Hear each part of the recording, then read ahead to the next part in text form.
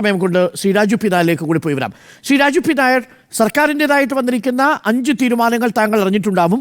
അതിലൊന്ന് judicial commission CN Ramachandran നായരുടെ നേതൃത്വത്തിലുള്ള ജുഡീഷ്യൽ കമ്മീഷനെ തീരുമാനിച്ച് ഇതിലെ നിയമവശങ്ങൾ പഠിച്ച് സർക്കാരിന് ഈ പ്രശ്നം ശാശ്വതമായി പരിഹരിക്കുന്നതിനുള്ള മാർഗനിർദ്ദേശങ്ങൾ നൽകുക. 3 മാസത്തെ സമയപരിധി.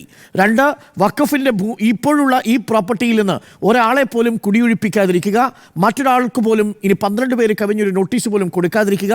നോട്ടീസ് കിട്ടിയ 12 പേരിൽ ആർക്കെതിരെയും നടപടി ഉണ്ടാവാതിരിക്കുക. സ്റ്റേ വെക്കേറ്റ് ചെയ്യുന്നതിനുള്ള നടപടി ആരംഭിക്കുക. ഇത്രയുമാണ് സർക്കാർ ഉന്നതതല യോഗത്തിൽ ഇപ്പോൾ തീരുമാനിച്ചിരിക്കുന്നത്. ശ്രീ രാജു പി നായർ, ഇതിനും അപ്പുറം സർക്കാർ ചെയ്യേണ്ടിയിരുന്നത് എന്താണെന്നാണ് നിങ്ങളുടെ പക്ഷം?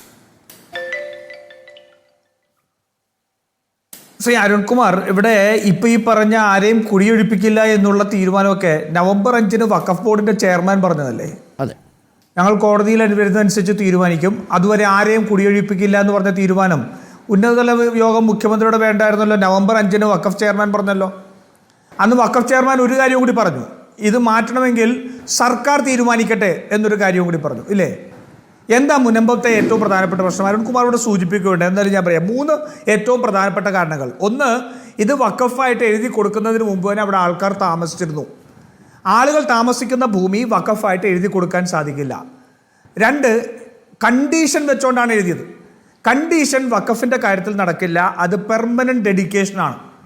ആ ഇർറിവോക്കബിൾ ഡെഡിക്കേഷനാണ്. ഒരിക്കലും തിരിച്ചു വരാൻ കഴിയാത്ത രീതിയിലുള്ള ഡെഡിക്കേഷനാണ്. അതല്ല എന്നുള്ളത് ഇതിനകത്തുള്ള കാര്യങ്ങൾ ഇത് ചെയ്യുമ്പോൾ തന്നെ നമുക്കറിയാം. 3, ഇവിടെ അദ്ദേഹം സൂചിപ്പിച്ച പോലെ തന്നെ ഫാറൂഖ് കോളേജ് ഉൾപ്പെടെ പറഞ്ഞ പോലെ തന്നെ അവർ പണം മേടിച്ച് ഈ സ്ഥലം വിൽക്കുകയും ചെയ്തു. ഈ 3 കാര്യങ്ങൾ കൊണ്ട് ഇത് വഖഫ് അല്ല എന്നുള്ളത് ഇന്ന് സാധാരണ ജനങ്ങൾക്ക് മുഴുവൻ മനസ്സിലായ ഒരു കാര്യമാണ്. അപ്പോൾ വഖഫ് അല്ലാത്ത ഒന്നിനെ സംബന്ധിച്ച് കോടതിയിൽ കേസ് കൊടുക്കുന്നിടത്ത് വഖഫ് അതിൽ നിന്ന് ഞങ്ങൾക്ക് ക്ലെയിമില്ല, ഈ കാരണങ്ങൾ കൊണ്ട് ഫാറൂഖ് കോളേജിൻ്റെ അഫിഡവിറ്റ് തന്നെ പറഞ്ഞിട്ടുണ്ട്, അവർ പണം മേടിച്ച് ഈ സ്ഥലം വെച്ചിട്ടുണ്ടെന്ന്. അതുകൊണ്ട് ഇത് അനിസ്ലാമികമാണ്, ഇത് വഖഫായിട്ട് പരിഗണിക്കേണ്ടതില്ല, അതുകൊണ്ട് ഞങ്ങൾ ക്ലെയിം വിഡ്രോ ചെയ്യുന്നു എന്ന് പറഞ്ഞാൽ ഈ പ്രശ്നം ശാശ്വതമായി പരിഹരിക്കപ്പെടുകയാണ്. പക്ഷേ അതല്ലല്ലോ ഇവിടെ ചെയ്യുന്നത്. ഇവിടെ എന്താ ചെയ്യുന്നത്? ഇനിയൊരു ജുഡീഷ്യൽ കമ്മീഷൻ. ഈ ജുഡീഷ്യൽ കമ്മീഷന് 3 മാസം പറയുന്നു. നമുക്ക് നമ്മുടെ കമ്മീഷനുകളുടെ എല്ലാം ചരിത്രം നമുക്ക് അറിയാലോ. എത്ര വർഷക്കാലം അല്ലെങ്കിൽ എത്ര നാൾ ആ ജുഡീഷ്യൽ കമ്മീഷൻ മുന്നോട്ട് പോകുമെന്നുള്ളത്.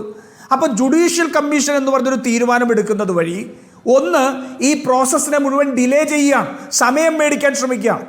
ആ സമയം മേടിക്കുമ്പോൾ ഏറ്റവും പ്രധാനപ്പെട്ട രാഷ്ട്രീയ പ്രശ്നം ഇന്ന് അതൊരു വർഗീയ ധ്രുവീകരണത്തിനുള്ള കാരണമായി മാറിയിരിക്കുന്നു. ഇന്ന് വലിയ വെള്ളത്തിൽ തീ പിടിപ്പിക്കുന്ന രീതിയിൽ വലിയ നുണപ്രചരണങ്ങളും ഒരു സമുദായ മതധ്രുവീകരണത്തിനും വേണ്ടി ആയുധമായിട്ട് മാറിയപ്പോൾ ആ തീ എത്രയും പെട്ടെന്ന് കെടുത്തുക എന്നുള്ളതാണ് രാഷ്ട്രീയമായും ഭരണപരമായും ചെയ്യേണ്ടതെന്ന്. അത് നടക്കുന്നില്ല. ഇനിയും സമയം മേടിക്കുകയാണ്. 1. രണ്ടാമത്തെ കാര്യം, ഇത് ആരെ കേട്ടുകൊണ്ടാണ് ഈ തീരുമാനം എടുക്കുന്നത്? നോക്കൂ, ഈ തീരുമാനം വരുമ്പോൾ ആ സമരഭൂമിയിലുള്ള ആൾക്കാർ മുഴുവൻ അതിനെ പ്രതിഷേധിക്കുകയാണ്.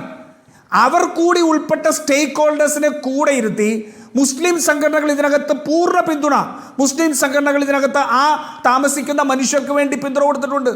അപ്പോൾ ഈ സ്റ്റേക്ക് ഹോൾഡേഴ്സിനെ കൂടെ ഇരുത്തി അവിടെ ഒരു തീരുമാനം ഉരുത്തിരിഞ്ഞു വരേണ്ടതിന് പകരം ഏകപക്ഷീയമായി ഇത്തരത്തിലുള്ള തീരുമാനം എടുക്കുന്നത് ശരിയാണോ? അതല്ലേ ഇപ്പൊ വീണ്ടും ഈ പ്രശ്നം ഇനിയും ആളിക്കത്താനുള്ള കാരണമായി വരുന്നത്. ശ്രീ രാജു, വളരെ ലോജിക്കലായ ചോദ്യങ്ങളാണ്. ഞാൻ അതിലേക്ക് വരാം. എനിക്ക് ശ്രീ KV അബ്ദുൽ ഖാദർ MLA അങ്ങ് ചോദിച്ച ഈ 2 ചോദ്യങ്ങൾ ഒരു വളരെ പ്രധാനപ്പെട്ട ചോദ്യം ചോദിക്കേണ്ടത്. ഒരു 10 സെക്കൻഡ് ഒരു പോയിന്റ് കൂടി പറഞ്ഞിട്ട് അദ്ദേഹം മറുപടി പറയട്ടെ.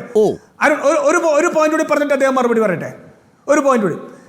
3 പ്രതിപക്ഷം എന്താ ആവശ്യപ്പെട്ടത്? സർവകക്ഷി യോഗം വേണം. സർവകക്ഷി യോഗം നടത്തി അവിടുത്തെ സാധാരണ മനുഷ്യരുടെ മുഴുവൻ സ്വാധീനം ചെലുത്താൻ കഴിയുന്ന ആ സ്റ്റേക്ക് ഹോൾഡേഴ്സ് ആയിട്ടുള്ള രാഷ്ട്രീയ പാർട്ടികളുടെ നേതാക്കന്മാരെ ഒരുമിച്ചിരുത്തി എന്താണോ തീരുമാനിക്കേണ്ടത് ആ തീരുമാനമുണ്ടായിരുന്നെങ്കിൽ അവിടെയുള്ള സാധാരണ ജനങ്ങൾക്ക് കുറച്ചുകൂടി ബോധ്യപ്പെടുന്ന രീതിയിൽ ആ തീരുമാനം വരുമായിരുന്നു. അതുമുണ്ടായില്ല. അപ്പോൾ ഇതിനകത്തുള്ള പ്രശ്നം സാധാരണ അവിടുത്തെ സ്റ്റേക്ക് ഹോൾഡേഴ്സിനെ കേട്ടില്ല, രാഷ്ട്രീയ പാർട്ടികളെ വിശ്വാസത്തിലെടുക്കുന്നില്ല, പകരം ഏകപക്ഷീയമായ ഒരു തീരുമാനം അടിച്ചേൽപ്പിക്കുന്നു. ആ തീരുമാനം സമരക്കാർക്കോ പൊതുസമൂഹത്തിനോ യോജിക്കാൻ കഴിയുന്നതല്ല. അത് ആത്യന്തികമായി ഉണ്ടാക്കാൻ പോകുന്നത് ഈ വർഗീയ ശക്തികൾക്ക് കൂടുതൽ വിഷം വമിപ്പിക്കാനും ജനങ്ങളെ ധ്രുവീകരിക്കാനുമുള്ള സമയം സർക്കാർ നൽകുകയാണ്. CPM ആ സമയം BJPക്ക് സമ്മാനിക്കുകയാണ്. അതാണ് ഇവിടുത്തെ ഏറ്റവും അടിസ്ഥാനപരമായിട്ടുള്ള രാഷ്ട്രീയ പ്രശ്നം കൂടിയായിട്ട് ഇതിൽ ഉയർത്തിരിഞ്ഞു. ഞാൻ തിരിച്ചു വരാം ശ്രീ രാജു. എനിക്കൊപ്പം